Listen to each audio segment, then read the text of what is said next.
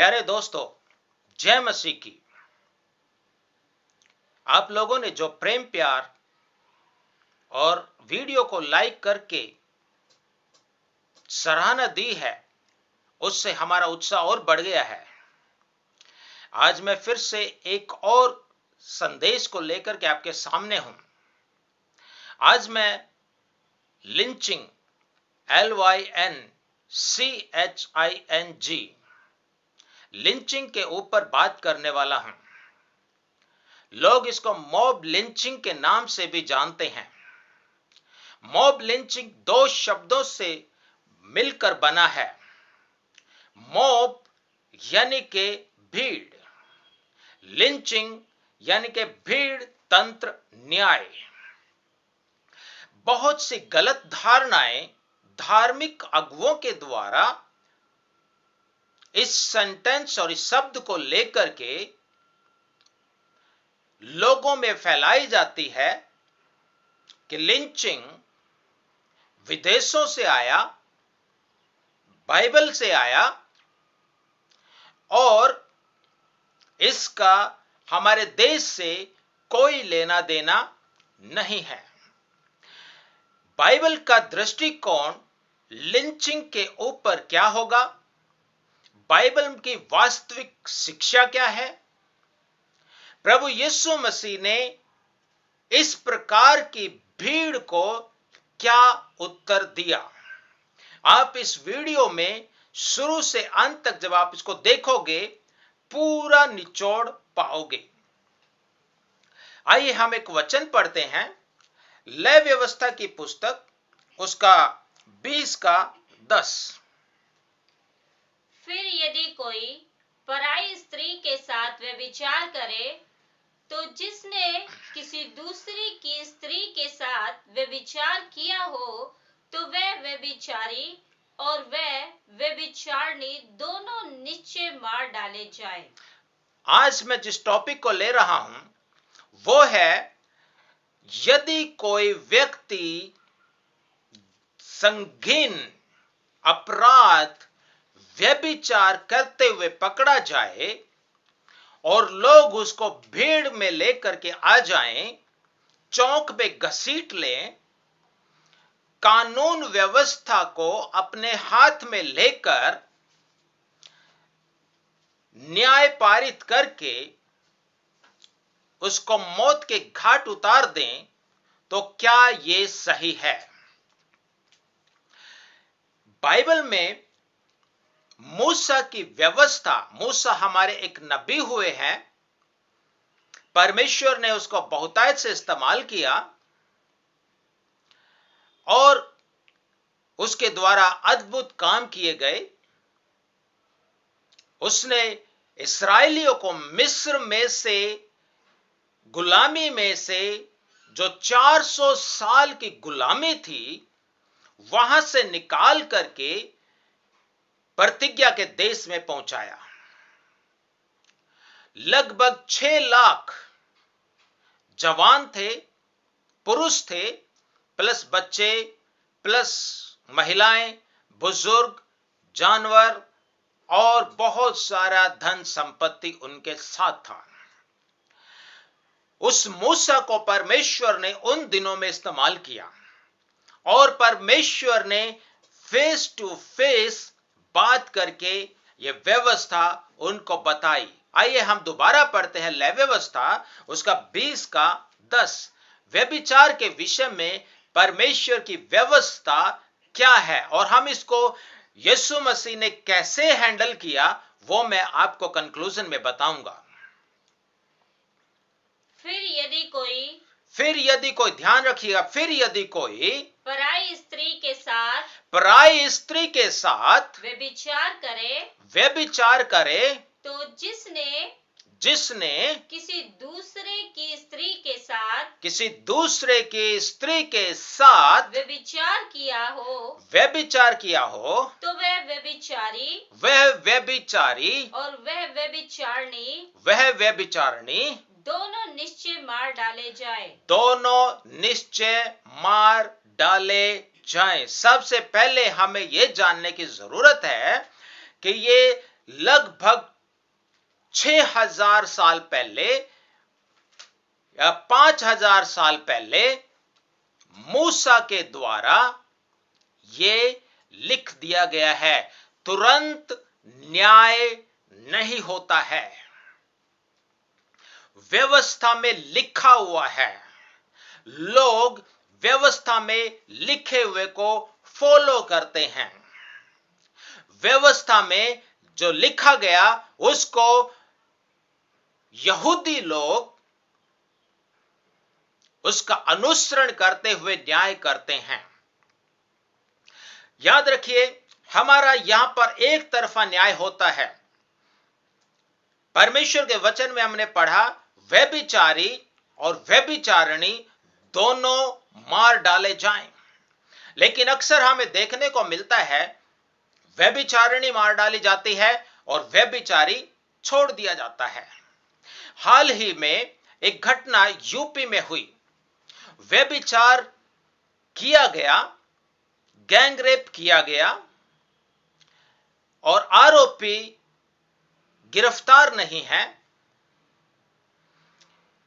लड़की, महिला मर चुकी है। पुलिस वाले उसको रात को, आधी रात को यूं ही जला देते हैं। क्या वो न्याय तंत्र उन लड़कों के लिए नहीं है?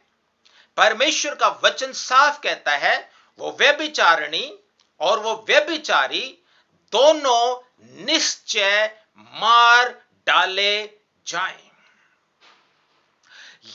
पहली बात यह है कि यह पहले से तय हो चुका है, लिखा जा चुका है। भीड़ कानून को अपने हाथ में लेकर के कोई नया कानून, नया न्याय नहीं दे रही है। दूसरा, यह तो हो गई बाइबल की बात। दूसरा, दूसरे धर्म ग्रंथों में यदि कोई व्यभिचारी या व्यभिचारिणी इस प्रकार के अपराध में पकड़ा जाता है तो वो धर्म ग्रंथ उसको किस प्रकार की न्याय प्रणाली बताते हैं, उसको किस प्रकार से न्याय दिया जाना चाहिए। क्या किसी धर्म ग्रंथ में लिखा है तो मुझे डिस्क्रिप्शन में जरूर लिख करके बताइएगा।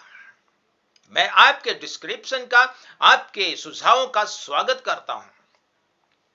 लेकिन मैं यहां पर बाइबल पे स्टिक होना चाहता हूं क्योंकि मैं बाइबल का प्रचारक हूं, प्रभु यीशु मसीह को मानता हूं। प्रभु यीशु मसीह ने इस घटनाक्रम को कैसे लिया, प्रभु यीशु मसीह ने क्या वहां पर कहा। मैंने पहले बताया था, मैं अभी बता रहा हूं, मैं अंत में प्रभु यीशु मसीह के ऊपर जाऊंगा। आइए हम एक और वचन पढ़ते हैं, व्यवस्था विवरण उसका 22 का 20 पढ़िए।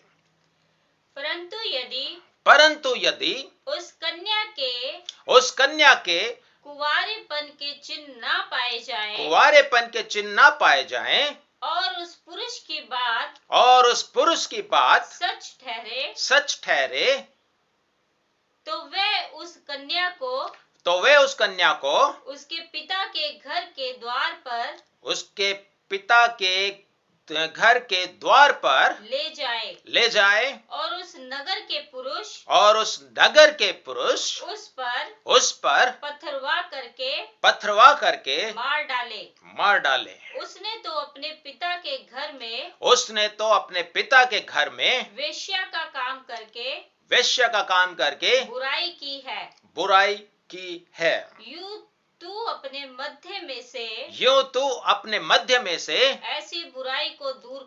ऐसी बुराई को दूर करना। ये भी 5 और 6 हजार साल पहले लिख दिया गया है, लिखा जा चुका है, व्यवस्था में पाया जा रहा है और हम पढ़ रहे हैं और पढ़ के आपको बयान कर रहे हैं। मैंने बताया पहले वचन में था पराई स्त्री के साथ। पराई का मतलब है शादीशुदा स्त्री के साथ। यह है कुंवारी स्त्री के साथ, यानी कि कोई लड़की अपने पिता के घर में कुछ गलत काम करती है और उसके बाद उसकी शादी होती है, वो पुरुष उसको कुछ शक होता है और वो कहता है कि मुझे तुझमें कुंवारेपन के लक्षण नहीं दिखते हैं, वो वापस ले जाए। और उस प्रकार से यह न्याय संभव था। व्यभिचार परमेश्वर की दृष्टि में घृणित अपराध है। मूसा को परमेश्वर ने 10 आज्ञाएं दी, उसमें एक आज्ञा यह भी थी, तू व्यभिचार ना करना। व्यभिचार परमेश्वर की दृष्टि में सगन्य अपराध है। इसका कठोर दंड परमेश्वर ने पहले से ही तय कर दिया था।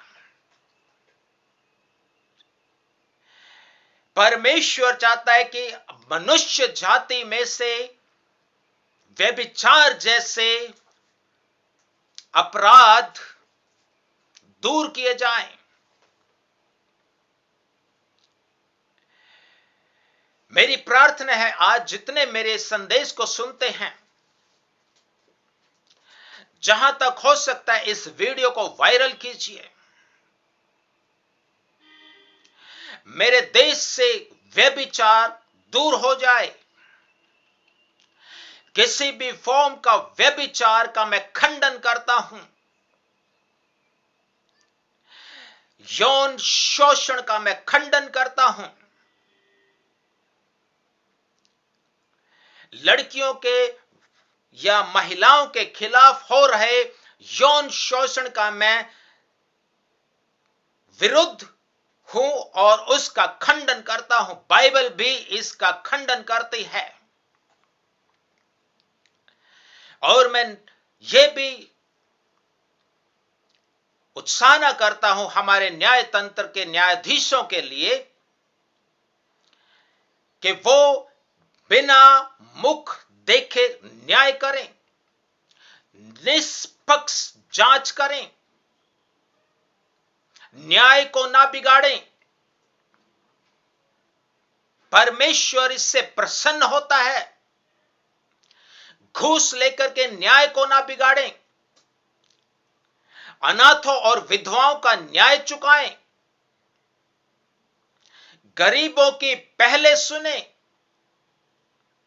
यही परमेश्वर की व्यवस्था में परमेश्वर को भाया है और उसने लिख दिया है।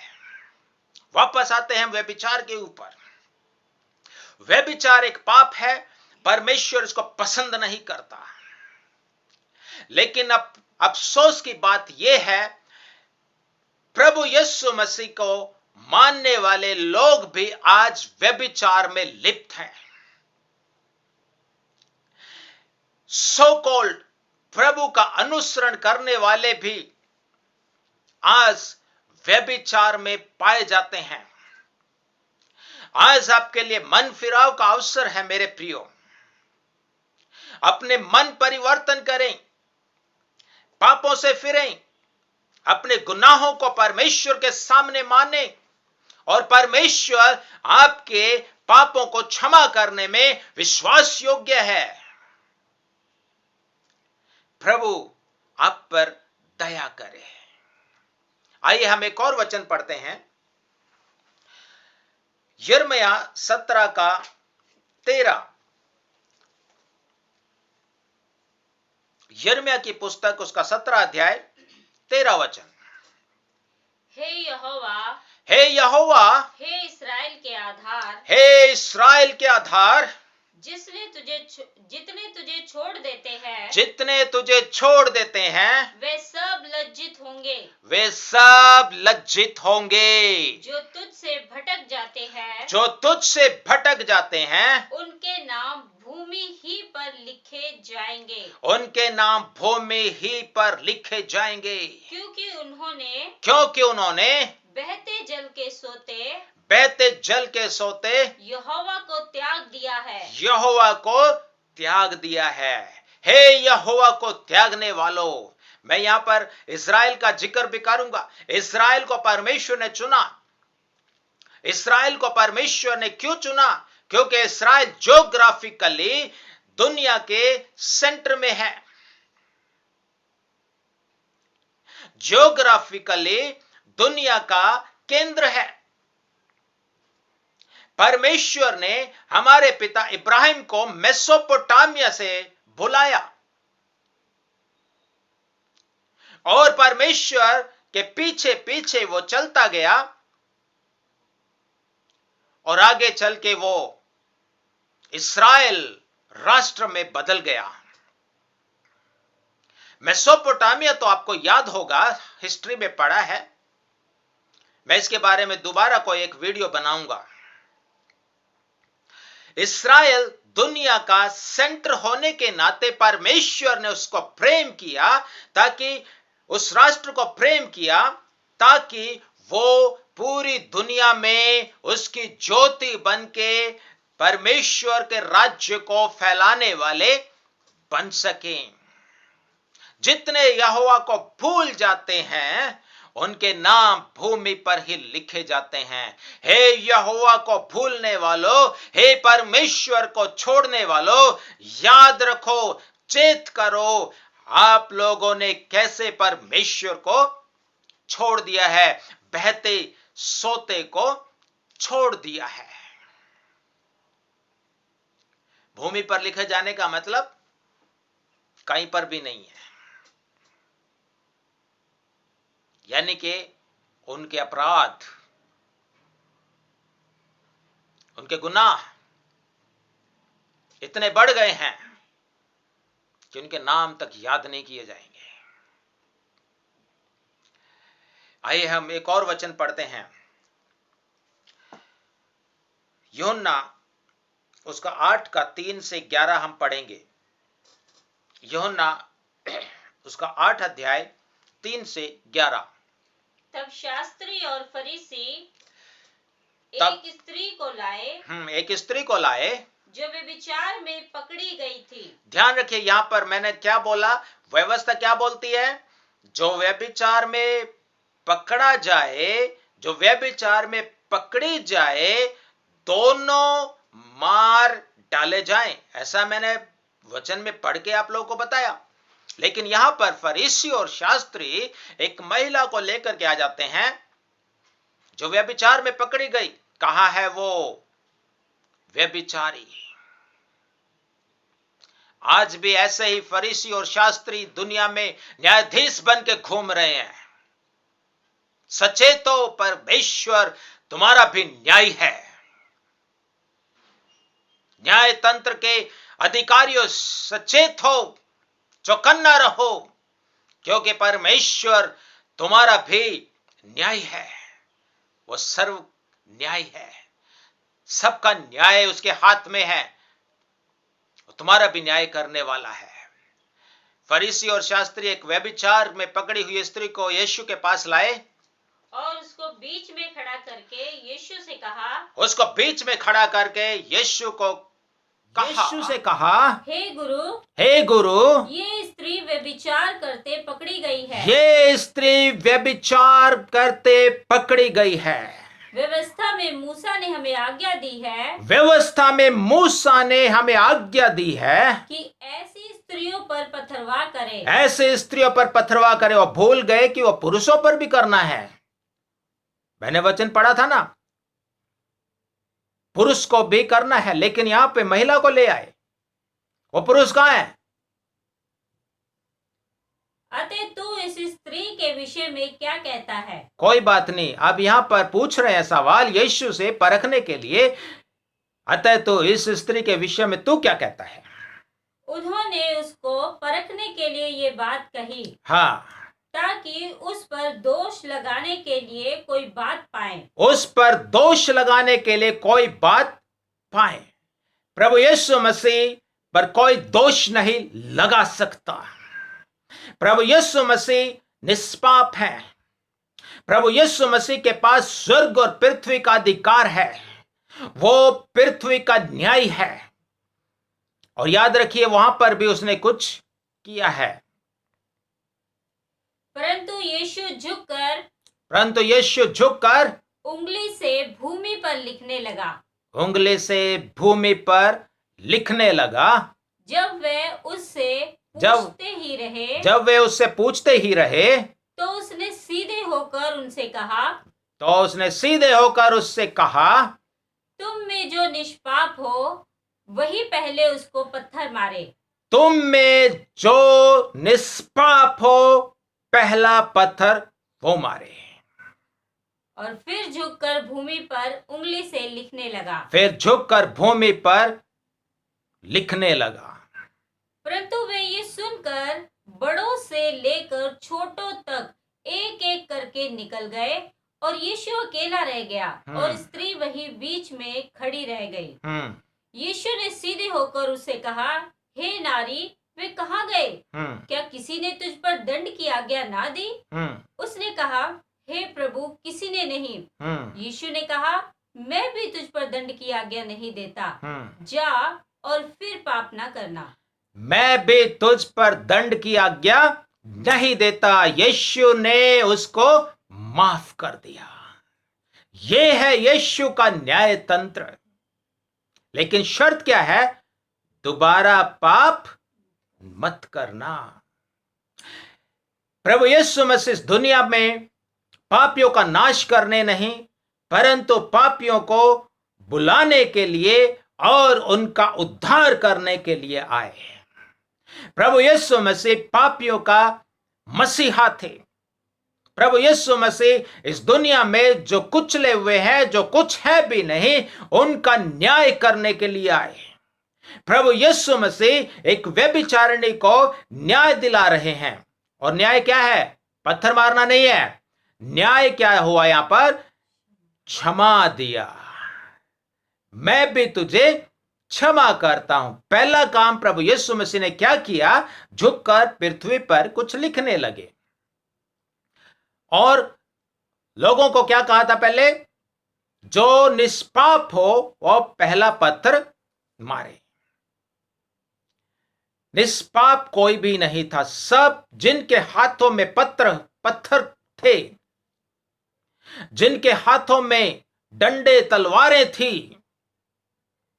वो भी अपराधी हैं। वो भी अपराध की श्रृंखला में पाए जाते हैं। अपराध की श्रृंखला के तरीकों को अपना करके किसी को न्याय नहीं दिया जाता। ध्यान दीजिए, प्रभु यीशु मसीह ने व्यभिचारिणी औरत को क्षमा कर दिया, लेकिन उसके साथ यीशु ने यह भी कहा, दोबारा पाप ना करना। अब ये कहते हैं प्रभु यीशु मसीह कैसे पाप क्षमा करते हैं, क्या तुम्हें नहीं पता? आइए हम एक वचन पढ़ते हैं, मरकुस 2:10। परंतु जिससे तुम जान लो कि मनुष्य के पुत्र अर्थात प्रभु यीशु मसीह को, यीशु मसीह जो 100% परमेश्वर है, जो 100% मनुष्य है, मनुष्य के पुत्र को पृथ्वी पर पाप क्षमा करने का भी अधिकार है। पृथ्वी में इंडिया भी है, पृथ्वी में इस्राएल भी है, अमेरिका भी है। पृथ्वी पर पाप क्षमा करने का अधिकार है। यदि आप अपने पापों को क्षमा करो, प्रभु यीशु मसीह के पास आ जाओ, तो वो आपके भी पाप क्षमा कर देगा। क्यों? जैसे उसने इस व्यभिचारिणी स्त्री के पाप क्षमा कर दिए। लेकिन जिस पुरुष ने उसके साथ व्यभिचार किया, उसके पाप क्षमा नहीं हुए, क्योंकि वो प्रभु यीशु मसीह के पास नहीं आया। वो छुप गया, चला गया, भीड़ से तो बच गया, लेकिन वो अंत के दिनों में उस व्यभिचार का परमेश्वर से प्रतिफल पाएगा, परिणाम पाएगा, नरक की आग में झोंका जाएगा। मनुष्य के न्याय तंत्र से मेरे प्रियो आप बच सकते हो। मनुष्य के आंखों में धूल झोंक सकते हो। पुलिस या न्याय तंत्र को रिश्वत दे करके आप उनको अपने फेवर में कर सकते हो, परंतु परमेश्वर के हाथों में पड़ना बहुत भयानक बात है। परमेश्वर ठट्ठों में नहीं उड़ाया जाता।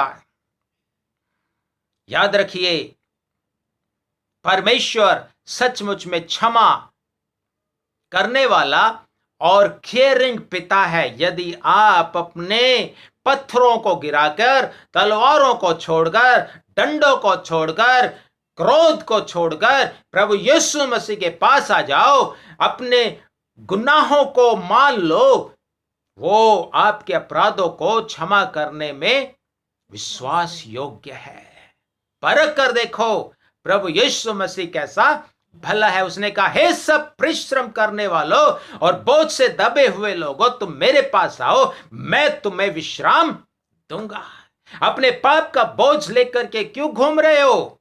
यीशु के पास आ जाओ। खुला निमंत्रण है, बिना जाति के, बिना कलर के, मापदंड के, बिना ऊंच नीच के प्रभु यीशु मसीह आपको गले लगाता है। शर्त यह, दोबारा पाप ना करना, दोबारा गुनाहों की दुनिया में वापस नहीं जाना। एक और वचन हम पढ़ते हैं, यूहन्ना उसका 8:12।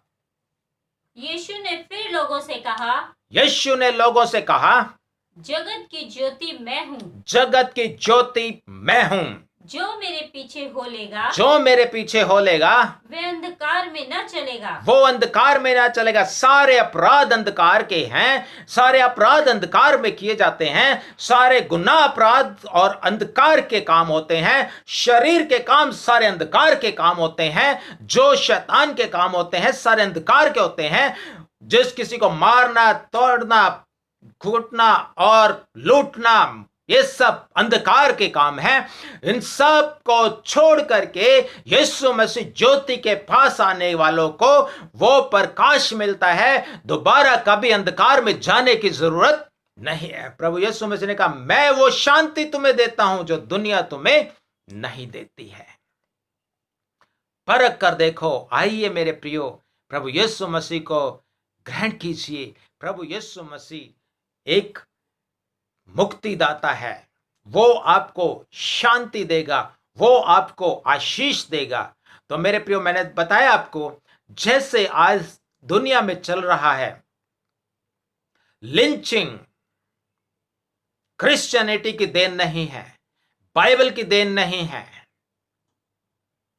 बाइबल की देन प्रभु यीशु मसीह ने तो क्षमा करना सिखाया है, उसको प्रेम करना सिखाया। प्रभु यीशु मसीह ने यह कहा, अपने शत्रुओं को प्रेम करो।